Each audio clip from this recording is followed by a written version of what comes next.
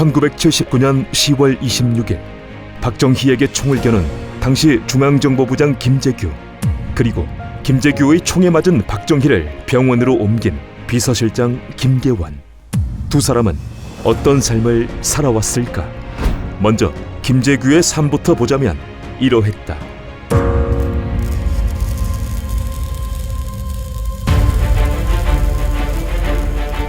(1926년) 경북 선산 출생인 김재규는 정미소를 하던 아버지 덕에 유복한 집안에서 성장했고, 선주 보통학교에 진학했지만 성적이 좋지 않아 상급 학교로는 진학하지 못했다.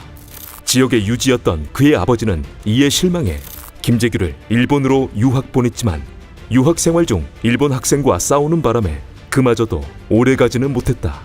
결국 2년 만에 돌아온 김재규는 아버지가 힘을 써준 덕에 1941년 당시 5년제였던 안동 농림학교에 진학했으나 4학년 시절 일본군 특별간부 후보생으로 선발되어 가미카제 특공대에서 훈련을 받으며 생활하다 1945년 8월 15일 해방을 맞이하게 된다. 해방이 되자 다시 돌아온 그는 중등교원 양성소를 거쳐 교사 생활을 해보지만 적성이 맞질 않아 이듬해인 1946년 육군사관학교의 전신인 조선경비사관학교 제2기생으로 입교하게 된다. 김재규는 그곳에서 자신과 고향도 같고 비슷한 점이 많은 한 동기생과 인연을 맺고 가깝게 지내게 되는데, 그는 김재규보다 9살 많은 박정희였다. 여담으로 말하자면 조선경비사관학교에서의 성적은 196명 중 김재규가 14등, 박정희는 3등 정도였다고 한다. 그렇게 1946년부터 군인으로 살게 된 김재규는 초임 장교 시절 군경체육대회에서 미군과 충돌을 일으켜 면직당해 고향으로 돌아갔고, 대륜중학교 등에서 체육교사로 근무하다 11.6을 함께한 박선호를 제자로 만나기도 했다. 이후 그는 군으로 복직해 3여단 수송중대에서부터 다시 군생활을 시작했고, 25연대에서 근무할 때는 안동지구 공비토벌작전에서 공을 세워 충무 무공훈장을 받기도 했으며, 6.25 때는 22연대 부연대장 등으로 참전, 그리고 6.25 이후에는 5사단 등에서 근무한 뒤 1956년 준장으로 진급하게 된다. 1960년 김재규는 육군대학의 부총장으로 잠시 근무했는데, 이때 그는 당시 총장이자 박정희의 마지막 비서실장이었던 김계원과 인연이 되었다. 이듬해인 1961년 5월 16일 박정희는 김종필 등의 세력과 5.16을 일으켜 정권을 장악했고, 이때 국방부 총무과장이던 김재규는 5.16의 주체 세력으로 참여하지 않아 혁명군 사령부에 연행되어 조사를 받기도 했지만 별다른 내용이 발견되지 않아 풀려나게 되었다. 이후 박정희는 제3공화국을 출범시켰고, 김재규는 박정희 정권에서 군인 신분을 유지한 채 호남 비료 사장을 지낸 뒤 육사단장을 거쳐 정치적, 군사적으로 매우 중요한 육관구 사령관으로 근무했으며, 1968년 김신조 사건 이후에는 보안사령부의 전신인 방첩부대장으로 발령받게 된다. 과정에서 그는 박정희에 의해 육군소장으로 진급했고, 1969년에는 중장으로 진급하기도 했다. 그렇게 김재규가 박정희 정권에서 군의 요직들을 거치는 동안 박정희는 제5대, 제6대 대통령에 이어 1969년 3선 개헌을 했고, 1971년에는 제7대 대통령에 당선되었으며, 이듬해인 1972년 10월에는 대통령 임기를 6년으로 연장하고 연임 제한을 없애는 내용의 유신 헌법을 공포한 뒤 같은 해 12월 제8대 대통령에 당선되었다. 김재규의 말에 의하면 자신은 그 무렵부터 박정희 정권에 대한 회의를 느껴 거사를 계획했다고 하는데, 그 관련 내용은 11.6 이후 재판에서 그의 변호인단이 제출한 항소 이유서에 담겨 있었다. 항소 이유서에 담긴 내용은 1972년 3군단장으로 근무하던 김재규는 유신 헌법을 읽고 난 뒤 이것은 대통령이 영구 집권하려는 헌법이지 민주헌법이 아니라 생각했다는 것이었고, 이때 그는 박정희에게 하야를 권고할 계획까지 세웠는데, 이와 관련해 김재규가 법정에서 진술한 내용은 이러했다. 대통령 각하께서 전방을 연말에 쭉 군단까지를 손실하셨습니다. 그때 상군단의 손실을 하여 오실지게 상군단에서 각하를 연금을 해놓고 그 자리에서 녹음 테이프 갖다 대고 각하로 하여금 하야 근거를 드리려고 그랬습니다. 다시 말해보자면 박정희가 자신의 부대를 방문할 때 연금시킨 뒤 하야를 권고할 생각을 가졌다는 것이었고, 안에서 밖으로 못 나가게끔 울타리도 특이하게 설치해 보았으나 상황이 여의치 않아 계획이 수포로 돌아갔다는 내용이었다. 이듬해인 1973년 김재규는 25년간의 군생활에서 예편했고 이후 고향에서 평범하게 살아가려 했으나 박정희의 제안으로 국회에 입성하게 되었으며 같은 해 12월에는 중앙정보부의 차장으로 임명되었다. 그리고 1974년 그는 건설부 장관에 임명되는데, 그 당시 한국의 상황은 박정희로 인해 성장과 경제 발전을 이루기도 했지만 유신헌법에 대한 불만으로 학생들의 시위가 이어졌고 긴급 조치 등이 실시되는 아슬아슬한 상황이기도 했다. 이러한 시기에 건설부 장관에 임명된 김재규는 사령장을 받으러 가는 길에 박정희를 시해하려 했다는 내용과 1975년 박정희가 건설부를 순시할 때에도 거사를 계획했다는 내용을 법정에서 진술했는데, 그의 말은 이러했다. 건설부 장관으로서 발령되는 날 1974년 9월 14일입니다. 그날 저는 몸에 권총을 휴대하고 사령장을 받으러 들어갔습니다. 똑바로 서 있는 걸 보십시오. 그리고 여기를 보십시오. 오른쪽 이제 하복부 쪽을. 그러면은 유심히 관찰하면은 나옵니다. 이후 김재규는 1976년 중앙정보부장에 임명되어 2년가량 근무하다 11.6 5개월 전에 3군 총장들을 궁정동으로 초대한 적이 있었는데, 김재규의 법정 진술에 따르면 이때 역시 박정희를 설득해보고 여의치 않으면 거사를 벌일 것이라는 내용을 진술하기도 했다.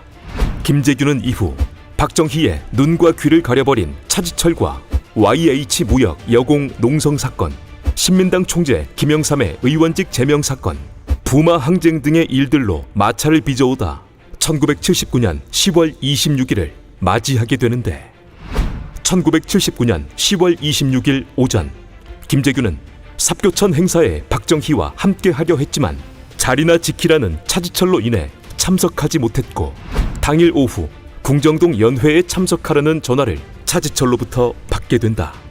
이후 그는 정승화에게 전화를 걸어 시국 이야기나 하자며 궁정동에서 만나자는 전화를 한 뒤 궁정동으로 향했다. 궁정동에 도착한 김재규는 김계원과 박정희를 기다리며 월권이 심한 차지철을 오늘 해치운다는 말을 전했고, 이에 김계원은 너무 격하게만 받아들이지 말고 다 생각이 있으니 좀 지켜보자는 말을 전했다. 그 무렵 두 사람은 도착한 박정희와 함께 연회장으로 이동했고 만찬은 그렇게 시작되었으며, 이후 신재순과 심수봉 등이 참여한 연회의 분위기는 무르익어갔다. 하지만 얼마 지나지 않아 불안한 기색을 보이며 연회장을 들락날락하던 김재규는 박흥주, 박선호에게 자신의 계획을 말한 뒤 연회장으로 다시 들어갔고, 김계원을 향해 각하를 똑바로 모시라는 말을 한 뒤 차지철의 오른팔에 총구를 겨누었으며, 이어 그의 총구는 박정희를 향하고 말았다. 그렇게 그들의 연회는 사상 초유의 사건으로 변하고 말았다. 이후 김재규는 박정희에게 한 차례 더 총격을 가한 뒤 박선호에게 현장 마무리를 지시했고, 안가 별관에 있던 정승화, 박흥주 등과 차량에 올라 육군본부 중정을 놓고 고민하다 결국 육군본부로 향했다. 같은 시각 동석했던 김계원은 박정희를 병원으로 옮겼지만 박정희의 운명은 거기까지였고, 청와대로 돌아간 김계원은 당시 국무총리 최규하, 국방장관 노재현, 육군참모총장 정승화에게 이 사실을 알렸으며, 내막을 알게 된 정승화로 인해 육본에서 계엄령 선포를 주장하던 김재규는 결국 체포되어 조사를 받게 되었다. 며칠 뒤 11.6 사건의 합동수사본부장으로 임명된 전두환은 11.6 사건에 대해 이러한 내용의 발표를 했다. 지난 10월 26일 중앙정보부 식당에서 빚어진 역사적인 비극에 발단한 김재규가 은연중 계획하에 자행된 범행이었음이 수사 결과 드러났다. 김재규는 평소 대통령께 건의하는 정책에 대해서 불신을 받아왔고, 자신의 모든 보고나 건의가 차지철 경호실장에 의하여 제동을 당하였을 뿐 아니라 평소의 개인적인 감정으로 양인의 감정 대립이 격화되어 있었고 업무 집행상의 무능으로 수차에 걸쳐 대통령으로부터 질책을 받았으며 이로 인하여 최근 요직 개편설에 따라 자신의 인책 해임을 우려한 나머지 범행을 저지른 것으로 밝혀졌다. 이외에도 당시 김재규가 범행을 저지른 이유에 대해서는 차지철과의 갈등, 미국 배후설 등 여러 말들이 있었지만 김재규는 법정에서 박정희 시해 이유와 11.6에 대해 이렇게 진술했었다. 10월 26일 혁명의 목적을 말씀드리면 5가지입니다. 첫째가 자유민주주의를 회복하는 것이요. 두 번째는 이 나라 국민들의 보다 많은 희생을 막는 것입니다. 또 세 번째는 우리나라를 적화로부터 방지하는 겁니다. 적화 방지입니다. 네 번째가 혈맹의 우방인 미국과의 관계가 건국 이래 가장 나쁜 상태입니다. 이 관계를 완전히 회복해서 혈맹의 우방으로서의 관계를 회복해서 돈독한 서로 관계를 가지고 국방을 위시해서 외교, 경제까지 보다 적극적인 협력을 통해서 국익을 도모하자는 데 있었던 것입니다. 마지막 5번째로 국제적으로 우리가 독재국가로서 나쁜 이미지를 가지고 있습니다. 이거를 씻고 이 나라 국민과 국가가 국제사회에서 명예를 회복하자는 것입니다. 이 5가지가 저의 혁명의 목적이었습니다. 이후 김재규는 1980년 5월 24일 서대문 형무소에서 민주주의를 마음껏 만끽하라는 말을 남기며 세상을 떠나갔고 그에 대한 평가는 현재까지도 엇갈리고 있다. 그리고 김계원의 삶은 이러했다. 박정희 정권의 마지막 비서실장 김계원은 1923년 경북 영주 출생으로 어린 시절 독실한 기독교 집안에서 성장해 배제중학교를 거쳐 1943년 연세대학교의 전신인 연희전문학교에 진학하게 된다.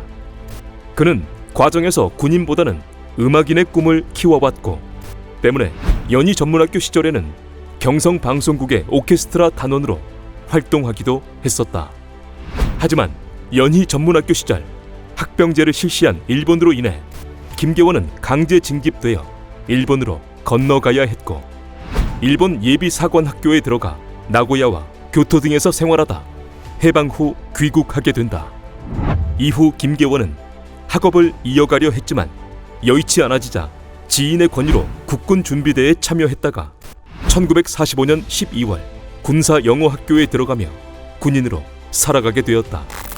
그렇게 그는 1946년부터 어린 시절 경험을 살려 군악대를 창설하며 군생활을 시작했고 6.25 때는 포병감과 포병사령관으로 6.25 이후에는 27사단장, 육군본부 등에서 근무하며 1960년까지 군생활을 이어왔다. 그리고 1960년 4.19 이후 김계원은 육군대학의 총장으로 잠시 근무하게 되는데 이때 그는 당시 부총장으로 있던 김재규와 인연이 되었고 어느 날 훈련을 마치고 돌아가는 길에 교통사고를 당한 김재규를 구해주는 등 그때부터 김재규와 매우 가깝게 지내게 된다. 또한 같은 시기 전부터 알고는 있었지만 그렇게 가깝지는 않았던 박정희와도 가까워지게 된다. 김계원이 한 TV 프로그램에 출연해 박정희와 가까워지게 되는 계기를 말한 적이 있었는데 그가 말한 계기는 묘하게도 트럼펫이었다.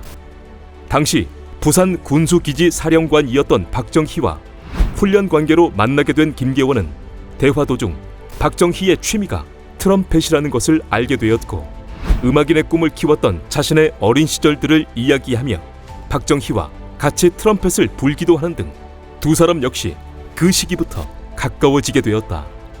이후 김계원은 삼관구 사령관으로 근무하게 되었고 이듬해인 1961년 5월 16일 박정희는 김종필 등의 세력과 함께 5.16을 일으키며 정권을 장악했다. 김계원은 5.16에 직접 가담하지는 않았지만 5.16 이후 그는 충청남북도 계엄사무소장으로 발령받아 일하게 되었다.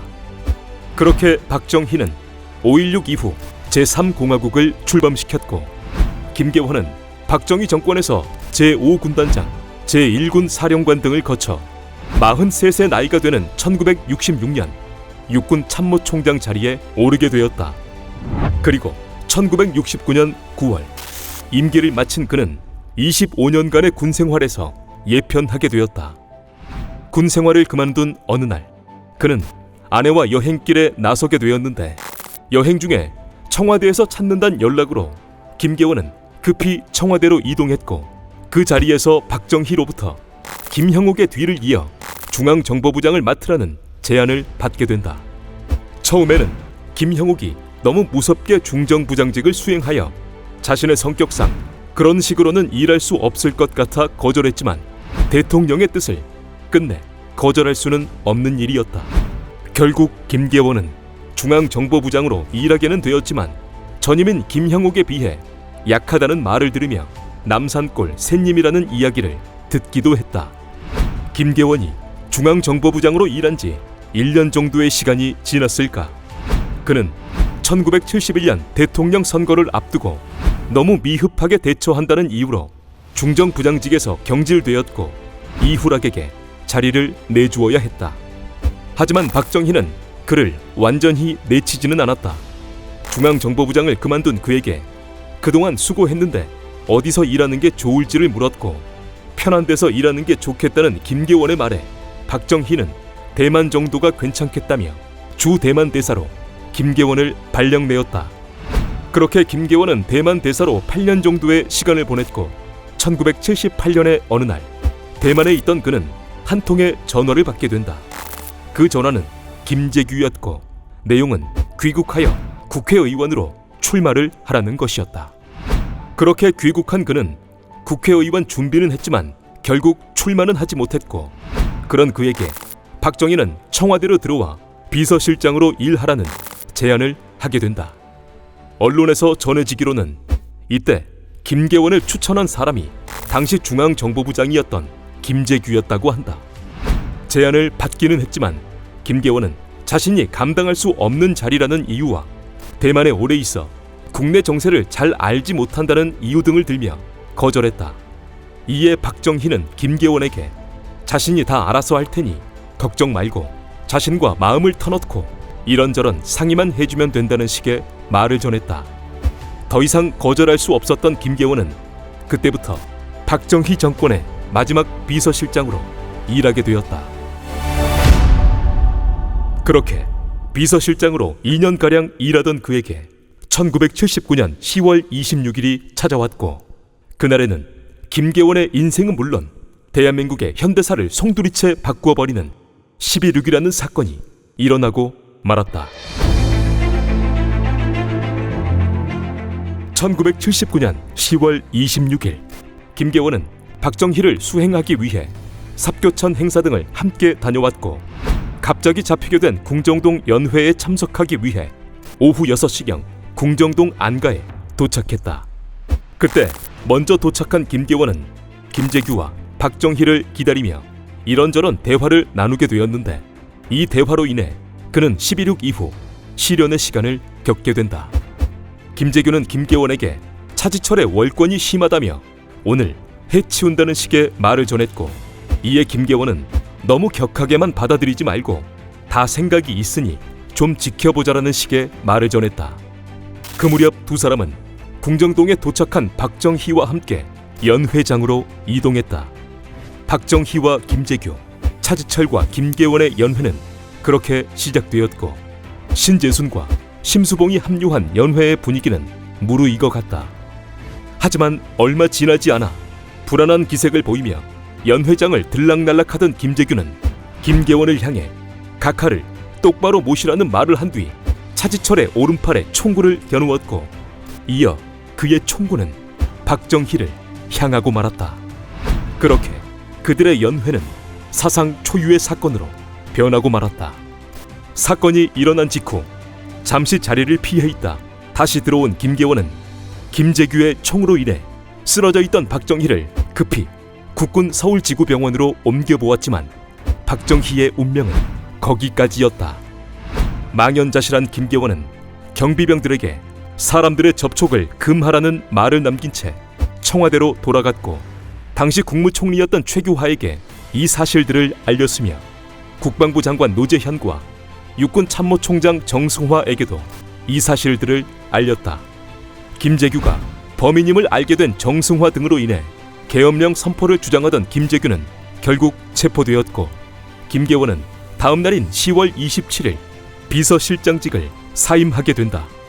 사건 3일 뒤인 10월 29일 김계원은 김재규에게 협조했다는 혐의로 보안사로 압송되어 모진 조사를 받게 되었고 연회 전에 김재규로부터 11.6을 암시하는 말을 듣고도 이를 다른 사람에게 알리지 않았다는 이유로 1979년 12월 김계원은 김재규 등과 함께 법정 최고형을 선고받게 된다. 한 달여 뒤인 1980년 1월 김계원은 무기징역으로 형이 감형되었지만 그 조건은 모든 재산을 헌납하는 것이었고 과정에서 예비역 육군 대장이었던 그는 이등병으로 강등되어야 했다. 그렇게 세월은 지나 2년 정도 김계원이 수감 생활을 하는 동안 전두환은 제5공화국을 출범시켰고 1982년 김계원은 형 집행정지로 석방되었으며 그로부터 6년이 지난 1988년 노태우 정권에서 특별사면으로 복권되었다. 복권된 이후 김계원은 별다른 외부 활동을 하지 않다가 원효실업이라는 기업의 회장으로 잠시 근무했었고 2005년에는 창군동호회 회장을 지내기도 했다. 창군동호회 회장에서 물러난 그는 교회에서 많은 시간들을 보냈고 2016년 12월 93세의 나이로 세상을 떠나갔다.